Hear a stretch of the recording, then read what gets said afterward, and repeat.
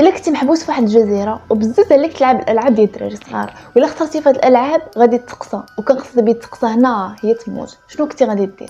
اليوم جبت لكم كاع الاغلاط اللي داروا اللاعبين وكيفاش تربح في كاع دوك الالعاب ديال سكويد جيمز. هاد السيري منتج نتفليكس وكتعتبر من اكثر المسلسلات تريند في كوكب الارض حاليا. انا شخصيا هذا اول سيري خلاني نكملو هذه شي عامين. هاد السيري بكل بساطه كيركز على الناس اللي عندهم الديون بزاف ومن المستحيل يرجعوا دوك الديون، بحال تعطيهم شي فرصه باش يخلصوا الديون اللي عليهم. هذا الرجل هو اكثر رجل محظوظ في العالم، وخا حالته الماديه لا يرثى لها وكيحاول غير يخمر باش يعيش راسو، ومن طبيعه الحال ديما كيخسر. ولكن النهار اللي ربح تبعوه العصابه اللي كيساليهم الفلوس، وملي كان هارب منهم طاحوا له الفلوس اللي كان عنده. ملي شدوه شبعوه عصا وسنا معاهم واحد الاتفاقيه ديال انه الا ما رجع لهم فلوسهم في شهر غادي يتبرع لهم بالاعضاء ديالو. ديك الراجل بحالو جلس في الصابواي كيتسنى التران. هنا جا عنده واحد البيزنس مان وقال له نلعبوا واحد اللعبه، وحسب له بلي غير غادي يبيع له شي حاجه ولا شي حاجه ديال البيزنس. ولكن ملي حلو الشكاره وراه الفلوس تبدل له رايه، قال له غادي تلعب معايا واحد اللعبه ديال الدراري الصغار واللي ربح غادي يعطي الاخر 100,000 وون. فهنا ما ترددش وشارك في البلاصه. هاد اللعبه سميتها داكشي. الراجل حط الورقه ديالو في الارض والاخر خصو يضربها حتى تنقز وتطور للجهه الاخرى. هنا ملي جات النوبه ديال الكيون لعب ولكن بحال عزها من بلاصتها، وملي جات النوبه ديال البيزنس مان ضربها تقلبات في البلاصه. هنا داك الكيون قال له بلي ما عنديش فلوس باش نخلصك. قال له داك الراجل اوكي ما كاين مشكل، فعاد ما تخلصني غادي نعطيك سقله. كيون قال اوكي ما كاين مشكل، اصلا غير سقله. فبداو كيلعبوا وكاع المحاولات ديال كيون كان غير كيخسر وكان كياخذ سقله من مورا سقله. في التالي قدر يقلب واحد الوحده وبصح البيزنس مان عطاه 100,000 وون. صراحه كان بامكانه يربح اللعبه من الاول كيف ما كان كيدير البيزنس مان. داكشي لعبه كوريه كيلعبوها الدراري الصغار في المدرسه، ولكن تشهرت لواحد الدرجه انهم ولاو كيلعبوها في المباريات الترفيهيه. هنايا ماشي اقوى واحد هو اللي كيغلب ولكن الاذكى. الا شفتوا هاد اللاعب ربح من المحاوله الاولى. علاش؟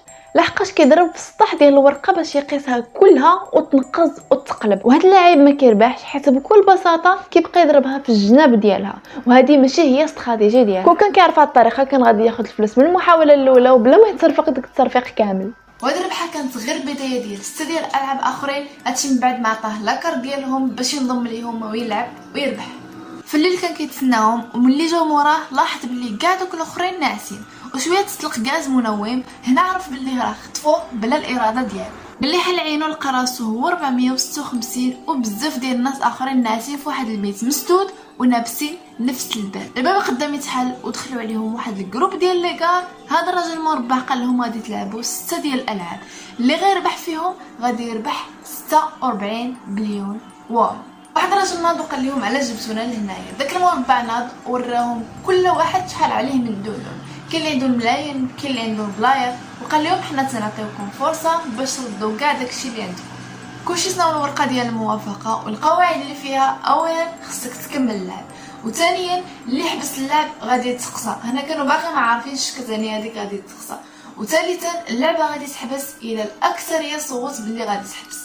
بعد دخلوا البلاصه فين غادي يلعبوا اللعبه الاولى في واحد البلاصه مسدوده وقدامهم واحد المونيكا كبيره. شويه الباب اللي موراهم تسد وقالوا لهم بلي غادي تلعبوا واحد اللعبه ديال الدراري الصغار سميتها جرين لايت ريد لايت، يعني الضوء الاحمر الضوء الخضر. اللعبه بكل بساطه يخصهم يفوتوا هذاك الخط الاحمر، ولكن ملي تكون المونيكا ما كتشوفش فيهم، وملي الدور عندهم الا شافتك كتحرك غادي تقصى، وعندهم غير 5 دقائق. فبدات اللعبه وواحد شدته هو بحال كان كيشد التوازن ديالو. هنا سمعوا واحد الصوت كيقول لهم بلي هذا تقصى، وسمعوا من موراه الصوت ديال القرطاس. من بعد طاح في الارض ميت. هنا اللاعبين عرفوا بلي هذا الشيء راه فيه الموت. كلشي بدا كيجري وبغى كلشي يهرب، ولكن اللعبه كانت اوتوماتيكمون اي واحد كيتحرك كتقتلو. ملي حبست التير كان 100 واحد تقتل، واللي نجاو بقاو جامدين غير بالخلع وكملوا اللعبه. واحد البنت كانت ذكيه بحيث انها تخبعت من مورها واحد الراجل باش تحمي راسها. هنا ملي بقات ليهم دقيقه بدا كلشي كيزرب باش يربح.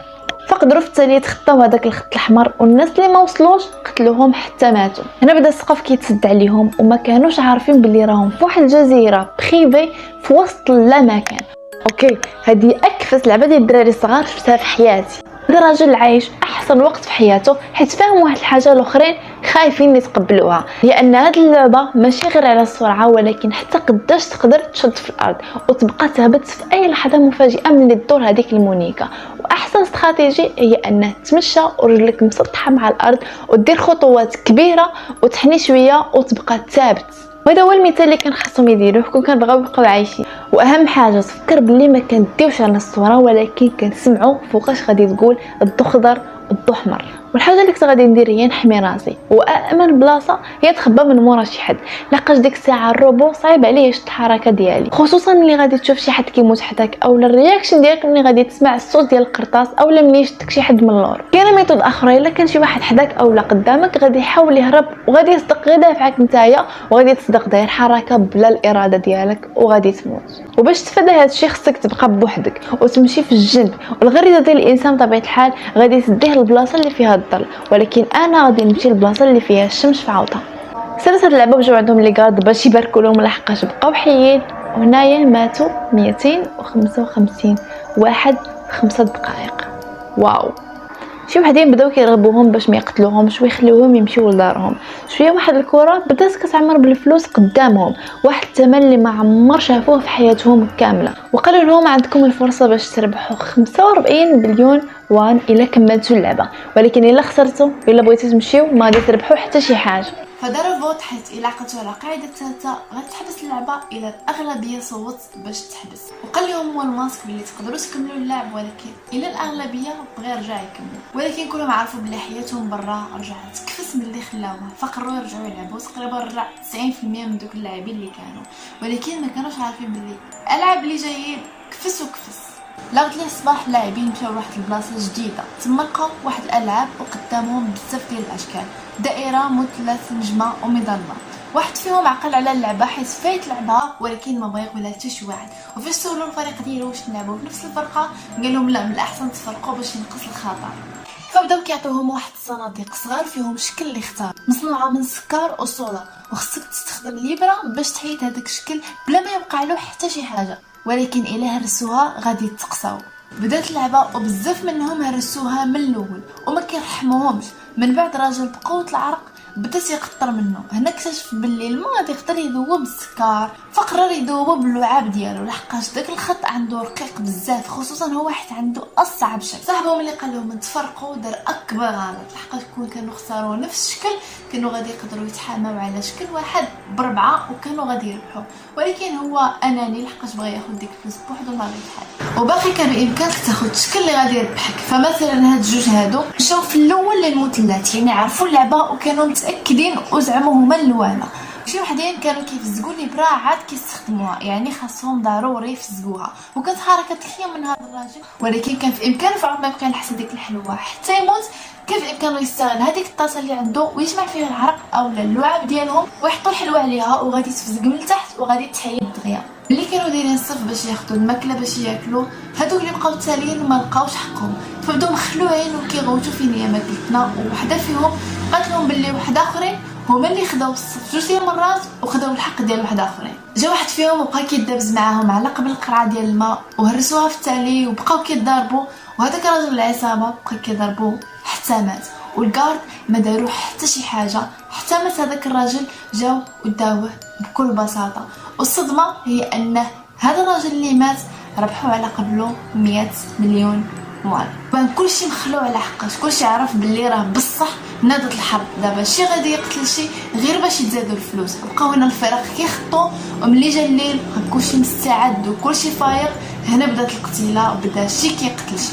فاحسن استراتيجيه هي ان غادي تمشي للقنت ديال البيت انت والجروب ديالك وتحاماو، ولكن الا كنتي بوحدك تقدر تبقى من تحت الناموسيه مخبي حيت الظلام ما غادي يشوفك حتى شي واحد. غد لي الصباح دوهم لواحد البيت اخر فين غادي نلعبوا اللعبه الثالثه، وقال لهم غادي تختاروا الفرقه ديالكم، كل فرقه فيها 10. هنا قالوا مع راسهم وقيلا هاد اللعبه خصها القوه فخصنا نختاروا الرجال قويين، ولكن هاد الفرقه طاحت ديال العيالات وراجل الشرف، يعني الفرقه قول فيها غير 4 ديال الناس والاخرين عندهم 10 ديال الرجال صحاح. داوهم واحد البلاصه فيها 2 ديال لي بلاتفورم كبار وقالوا لهم اللعبه هي اللعبه ديال الحبل. قال لهم هذاك الراجل الشرف ملي كنت صغير كنت ديما كنربح في هذه اللعبه، عطاهم التكنيك اللي خاصهم يديروا ولكن ما صدقاش. وواحد فيهم عطاهم واحد الفكره ديال انهم يزيدوا لقدام 3 ديال الخطوات باش يطيحوا الفريق الاخر، عاد ديك الساعه غادي يجبدوا، وبصح داروها ونجحت لهم الخطه وربحوا. هاد اللعبه الا كانت عندك الفرقه خويا فرق دام راسك بلي غادي تربح، ولكن الا كانت عندك فرقه ضعيفه بحال هادو فرق غادي تخرج على الفرقه كامل. انا كنت في بلاصتهم كنت غادي نقلب على اي وسيله باش نغش، لحقاش اول حاجه ما كاينش الحكم، وثاني حاجه ما كاينش شي قانون تيقول لك ما تغش. اول حاجه غنديرها هي غادي نشد الكود ديالي مع رجليا، هاد الحركه غادي تخليني نشد الحبل بالوزن ديال جسمي كامل، ولا ما شحناش بحال هكا خاصنا نميلو الجنب، واللاعب التالي خاصو يربط الحبل مع هذيك البره بحال هكا. لا غتليتوهم بلاصه اخرى بطبيعه الحال ما قالوا لهم شنو اللعبه اللي غادي يلعبوا، وعطاوهم 10 دقائق باش يختاروا جروب فيه جوج.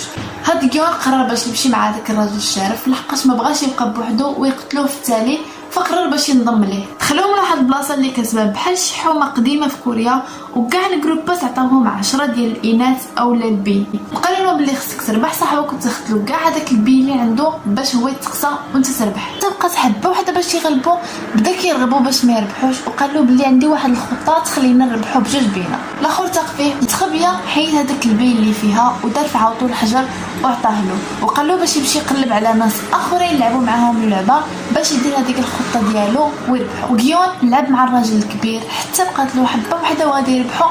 هنا بدا كيقول بو لحقاش كان فيه الزهايمر، ولكن الخطر هنا هو انهم غادي يلعبوا غير 30 دقيقه، ولا مشى صاحبك حتى ما بغاش يلعب راه مشيتو فيها بجوج بيكم. فعاود ما انت تلعب شي لعبه اللي ما دامش راسك غادي تربح ولا غادي تخسر فيها، تقدر تلعب لعبه غادي تكون دام راسك 100% ملي غادي تربح، واحسن وحده هي اللي غادي نعطيكم دابا. مثلا عندك 20 إناء، كل واحد غادي يهز العكس ديال الاخر، ولكن بشرط الا بغيتي تربح خصك تبدا انت الاول. عندنا 20 حبه، اول حاجه ضروري تبدا انت الاول وتحيد جوج ديال الحبات، من بعد اللي حيدو هو حيدو نتايا العكس ديالو. الا بقيتي كتلعب بحال هكا غادي تدمر راسك غادي تربح. بزاف ديال الناس ما عارفينش هاد الخدعه هادي، ولا درتوها وثقت لكم ما تنساوش تخليو ليا جيم. ولكن الا ما بغاش صاحبك يلعب خاصك دير معاه داكشي اللي دار هاد خونا صاحبه، خذ الحبات كلهم على اساس انك لقيتي شي حل اولا شي حاجه وسير مباشره عند هادوك لي غارد وعطيهم داكشي كامل. اللعبه الخامسه عاوتاني خداوهم البيت وعطاوهم يختاروا 16 رقم، كل واحد يختار واحد. جيوف تالي اختار ما بين رقم 1 ورقم 16 اللي هو اخر واحد، وجا عنده هذاك اللي بقى معاه ورغبوا باش ياخذ الرقم 1 فخلاه ليه. ملي دخلوا لقاو راسهم غادي يلعبوا واحد اللعبه اللي هي بكل بساطه خصهم يحيدوا سبابتهم ويدوزوا من دوك جوج ديال الدجاجات بحال هما الخطوات ديالهم باش يعبروا هذاك الجسر، ولكن هذوك جوج ديال الدجاجات وحده فيهم قاصحه يعني يقدروا يوقفوا عليها حتى جوج ديال الناس، وحده فيهم ما تقدرش تهز حتى حجره. هادشي كاين الا صدم على الانسان غادي يطيح ويموت. فبدا اللاعب الاول الخطوه الاولى مزيان، الخطوه الثانيه طاح ومات. الاخرين ما كان عندهم حتى شي حل غير انهم يكملوا، بداو كيكملوا كيطيحوا واحد مور واحد حتى جات نوبه لواحد الفرد من العصابه. هنا حبس وقال لهم ما غاديش نزيد حتى تزيدوا نتوما قدامي. كلشي تخلع لحقاش بقات لهم غير 5 ديال الدقائق. هو لقى راسو قدام هاد البنت اللي بقات غير كتقلل منه، فنقزت عنده وشداتو وطاحوا بزوج وماتوا. دابا بقات لهم غير 3 دقائق، والراجل اللي قدامهم كيبان خايفان وما قادش يزيد.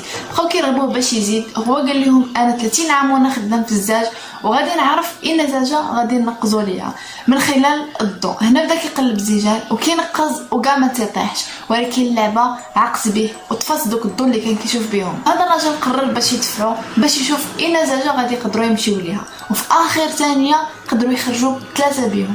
ملي تسالى الوقت داك الدجاج كامل تفرقع وبدا كيطير في السماء وكيجرحهم. اوكي، اول حاجه داك الراجل اللي كيعرف الزاج طلع ماشي راجل، لحقاش كان بامكانه يعتق كاع دوك 16 لواحد، ولكن واحد الناحيه طلع كيفكر مزيان لحقاش كون كان فرش راسو كان غادي يخسر من الاول. غير هو الغلط الوحيد اللي دار هو انه تعطل حتى عاقت به اللعبه. هاد اللعبه مبدله على الالعاب الاخرين لحقاش ما تحتاج لا قوه ولا حتى المهاره، بكل بساطه بحال القمر، يا اما تنقز سوا تعيش سوا تموت او لا يدفعوك وغادي تموت. وخاص دوك السعود الاولى يغامروا بحياتهم باش يبينوا الطريق للسعود اللي بقى. دابا الا حطينا في هذا الموقف خاصنا ضروري نغشوا باش نعيشوا، سينو غادي نموتوا. انا ماشي اكسبيرت في الزاج بحال هذا الراجل، ولكن كنعرف باللي الا ضربتي الزاج غادي يتهرس، وهادشي بالضبط علاش غادي نجيب الجاكيطه ديالي وغادي ندير فيها السبديله ديالي ونربطها وغادي نضرب الزاجه اللي قدامي. الا تهرسات ما غاديش نصطم عليها، ولا ما تهرساتش غادي نصطم عليها بكل بساطه. كاينه طريقه اخرى اللي ما عرفتش علاش شي واحد ما فكر فيها، هي انها تمشي في الجناب ديال برا فعاود ما تصطم على الدجاج الميت. ما عرفتش واش ممنوعه ولا لا، ولكن حتى شي واحد ما جربها باش نعرفوا. من بعد في ديك الليله دوك 3 اللي بقاو عطاوهم العشاء واحد الطبله كبيره وعامره، وفي التاريخ خلاو لهم الموس. هنا كيون ديك الليله قرر باش يبقى فايق هو وديك البنت. شويه راحت بلي كانت مجروحه بحال الا كتموت، ومشى كيدق عليهم باش يجيو يعتقوها، ولكن ملي دار لقى صاحبو قتلها بكل بساطه، لحقاش هما بثلاثه بيهم، ولا قرروا يحبسوا اللعبه غادي يغلبوه. صراحه هذا هو الحل الوحيد، لحقاش هي اصلا كانت كتموت وما كانتش قادره تكمل اللعبه، وهما بطبيعه الحال ما غاديش يداويوها، فكان عندها جوج ديال الاختيارات، يا اما تقتل هذا اللي قتلها اولا يحبسوا اللعبه، ولكن اليوم ما دارت حتى شي وحده من هادو فمات. فداو من اللعبه الاخرى وخداو العمله ديالهم باش يعرفوا شكون اللي غادي يكون في الدفاع وشكون في الهجوم. يون هو اللي ربح فاختار انه يكون في الهجوم، وهنا غادي يلعب سكويد جيمز، خاص يدخل اللعبه ويحط رجلو في ديك الدائره اللي كاينه في التالي ديال اللعبه باش يربح. هادشي لا قدر يحيد عليه الدفاع، والعنف في هاد اللعبه مسموح. جيون باش ينتقم من الموس ديال هذيك البنت بدا كيدار مع داك الراجل بالموس، وفي التالي ربحوا. وعيط للغارد وقال له على القاعده الثالثه ديال الا صوت الاغلبيه غادي تحبس اللعبه، ولكن هذاك صاحبو جاب الموس وقرر باش ينتحر ويخلي جيون يربح. اوكي هذا الراجل كان غير برقاك وراه شاف كاع دوك الرسومات اللي كاينين في الحيط، حيت لعبهم كلهم بقات غير سكويد جيمز، كان على الاقل غادي يفكر كيفاش يلقى شي طريقه باش يربحها. هاد خونا ربح وخدا كاع دوك الفلوس، ولكن كان ديبريسي وداز عام وما خسر حتى شي حاجه في دوك الفلوس. واحد المره كان جالس وجات عنده واحد المره باش يشري عندها الورد، وبالفعل خدم عندها وحده ولقى فيها واحد لاكارت ديال اللعبه وكاتبين فيها بلي مول اللعبه باغي يتلاقاه في هاد لادريس. ملي مشى لتما لقى هذاك الراجل الشارف اللي كان لعب معاه البي بشي طريقه بقى حي، بدا كيسولو شكون انت وشرح لي هادشي. هذاك الراجل قال له بلي انا اللي اخترعت اللعبه، ولكن فين غادي تكون المتعه الا ما لعبش فيها هو النيت. نتوما في نظركم كيفاش تغلب سكويد جيمز؟ الا كانت عندكم شي ميثود كتبوها لي في لي كومونتير. شكرا لحقاش وصلتوا حتى الاخر ديال الفيديو، ونشوفكم في الفيديو الجاي.